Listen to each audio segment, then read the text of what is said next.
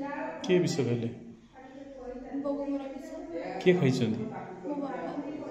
कौन पाई विष कहले मो माँ का झगड़ा लगुले ना सबुदिन मो बापा यही मद पीकी आसिक झगड़ा लगती मो आई आज कहला कि झगड़ा लगनी विष खाईदे। तुम केते भाई भौणी स्वामी स्त्री मध्य घरोई कलह को केन्द्र करी जीवन हारी देइछंती स्वामी। तेणु तांको परिवार एबे मुरबी शून्य होई जिबा सह तांको चारि छुआंको भविष्यत अंधार को ठेली होई जाइछि।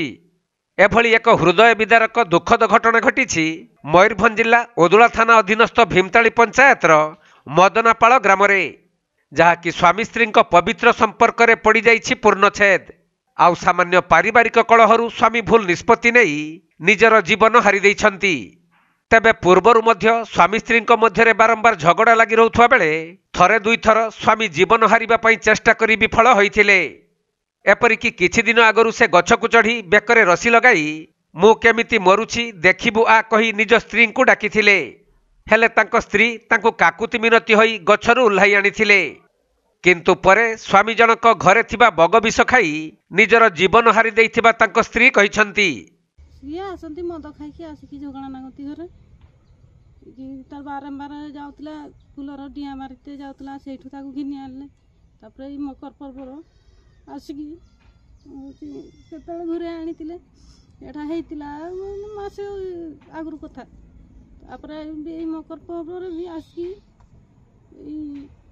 रांधि रुंधा कि सब पड़े नाचीते सी आसते घर थे कम को पलैते घर थे रोसे करते तरकारी रांधुले मुझे मो छुआ गुड़ा करी ये घूरी आसिक डाक छुआ गुड़ा पलैं जीवन ना से कहले ना मत जिमी तर जा नाकुच तर झगड़ा नहीं मत छाड़ी पड़ेनी ना आसिक कौच आ तो झील को ना एरक मत छाड़ी पलाऊँ आ मत डाकुना से कहला जे मासी गला मो कत डाक सी दौड़ी नहीं पलि गचर उठी जा देखला बेलू तार उठिक फास गचर ये बांधी दे मत डाकुची मु गला बेलू देखनी मत मैंने लाइट मारिक देखा मत आई मत देखू केमती मरुची मुझे घिनी आने से घिनी आणिकी भी तार मन मन रहीगला तार भावना तार किस थाए के जाए मन मन रहीगला सी देखी के दिन तार बगमरा आणिकी रखीदे 3टा बोतल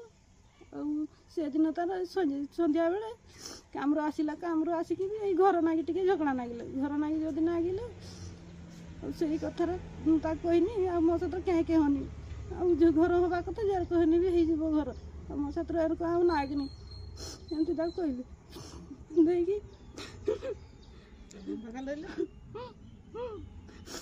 कहनी जर पलैला मद खाई आसिक शुईला शुईक मत डाकुला जो न उठिबार सी पलैला पलैं जाकि रखी ना कौन बाहर विष आणिकी ठेपी खुलिकी आसला ना कौन दे मत डाकिकी देखुची देख खाऊँ खाईदेला विष सागे फोन करनी आम्बुलांस गाड़ी आसिले आम्बुलांस गाड़ी नहीं गले उदला ना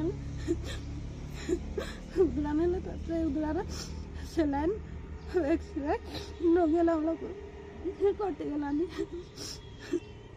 मिलिथिबा सूचना अनुसार ग्रामर 38 वर्षीय शुक्ल टुडू श्रीदामचंद्रपुर काठपाल ग्रामर सौमित्रा टुडू को प्रेम विवाह करथिले। आउ उभय भीमताली जालदा मदनापाल ग्राम निज माउसी घरे रही आसुथिले। तेबे सेमानकर 4 जण छुआ रहिथिबा बेले स्वामी शुक्ल उदुलारे एक होटेल रे काम करी परिवार प्रतिपोषण करुथिले। हेले शुक्ल नैथिबा भूल निष्पत्ति पई तांको परिवार आज अंधार रे। तेबे शुक्ल बग विष खाई गुरुतर हेबा परे तांको तुरंत उदुला मेडिकल को निया जाइथिले मध्य सेतेबेलकु तांको शरीर रे विष चारिआडे खेली जाइथिला। तेणु कार्यरत डाक्तर बहु चेष्टा करी मध्य शेषरे विफल होइथिले। आउ चिकित्साधीन अवस्था ही शुक्लंकर जीवन चली जाइथिला, जहाँकि मिछटारे बारंबार जीवन हारिबे बोली कहूथुवा बेले सही मिछ मृत्युटा एबे सतरे परिणत होई जाइछि।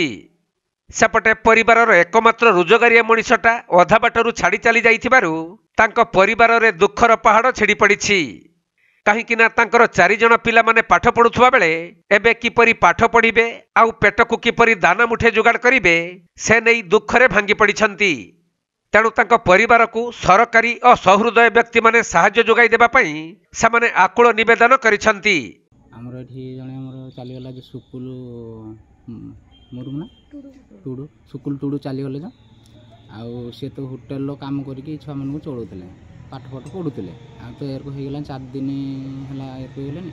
ଆଉ ତାଙ୍କୁ କିଏ ଯେ ସାହାଯ୍ୟ ଟିକେ ଗଭର୍ଣ୍ଣମେଣ୍ଟ ତରଫରୁ ପାଆନ୍ତେ, ମାନେ କିଛି ସାହାଯ୍ୟ ପାଇନେ ଗଭର୍ଣ୍ଣମେଣ୍ଟ ତରଫରୁ ଛୁଆଟା ପାଠ ବହି ପଢ଼ି ପାରନ୍ତେ ଆଉ ଭଲ ଚଳନ୍ତେ ଟିକେ। ଆଉ ଚାଷବାସ ତାଙ୍କର ନାହିଁ, ଆଉ ଚାଷବାସ ଗୋଟେ ହେଇଥିନେ ବି ଅଲଗା। ଆଉ ବାପ ତ ଏରକୁ ହୋଟେଲରୁ ଆଣିକି ଚଳୁଥିଲେ, ଏରକୁ ପରିସ୍ଥିତି ଆଉ ତାଙ୍କର। ଆଉ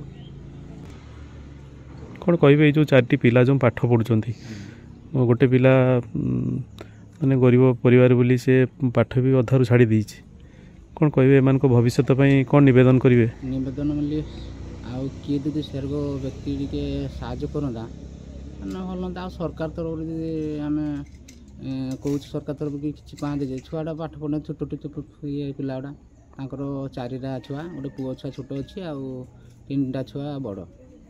ତାଙ୍କୁ ଯଦି ସାହାଯ୍ୟ କରନ୍ତେ କିଏ ଟିକେ, ଆଉ ଯଦି ଗଭର୍ଣ୍ଣମେଣ୍ଟ ତରଫରୁ ଯଦି ପାଆନ୍ତେ ସାହାଯ୍ୟ ଟିକେ ଭଲ ହୁଅନ୍ତା। ମୟୂରଭଞ୍ଜ ଜିଲ୍ଲା ଉଦଳାରୁ ରାଜୀବ କୁମାର ବେହେରାଙ୍କ ରିପୋର୍ଟ, କୋଣାର୍କ ଲାଇଭ୍।